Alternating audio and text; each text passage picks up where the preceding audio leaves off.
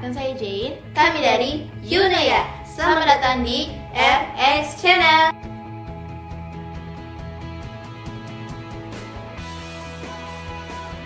Tapi sebelum itu jangan lupa like, comment, Dan subscribe. dan lonceng notifikasinya.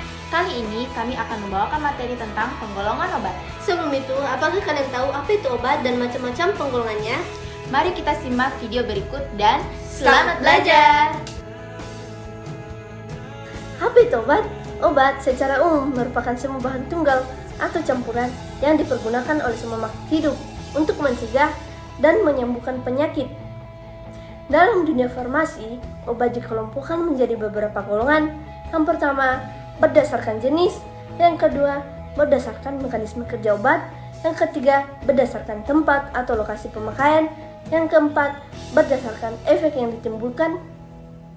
Penggolongan obat berdasarkan jenis. Yang pertama, obat bebas. Obat yang dijual bebas di pasaran dapat dibeli tanpa resep dokter. Tanda khusus untuk obat bebas adalah lingkaran berwarna hijau dengan garis tepi berwarna hitam. Berikut contoh obat bebas.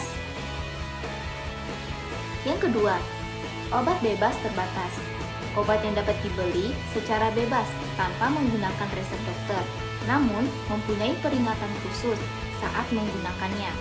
Tanda khusus untuk obat bebas terbatas adalah lingkaran berwarna biru tua dengan garis tepi berwarna hitam. Berikut contoh obat bebas terbatas. Yang ketiga, obat keras.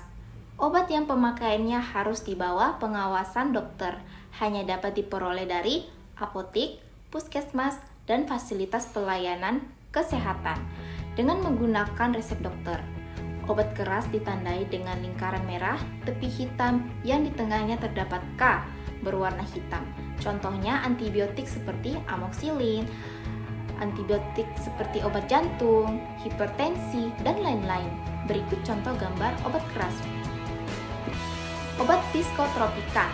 Psikotropika merupakan zat atau obat yang secara alamiah ataupun buatan yang berkhasiat untuk memberikan pengaruh secara selektif pada sistem saraf pusat dan menyebabkan perubahan pada aktivitas mental dan perilaku.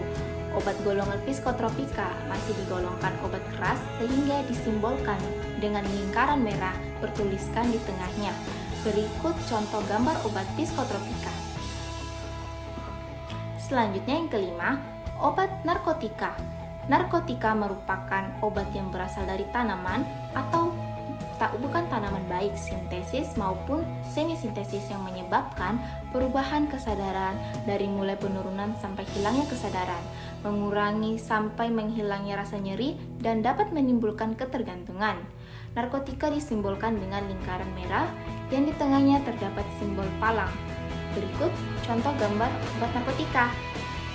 Penggolongan obat berdasarkan mekanisme kerja obat. Yang pertama, obat yang bekerja pada penyebab penyakit, misalnya akibat bakteri atau mikroba, contohnya antibiotik.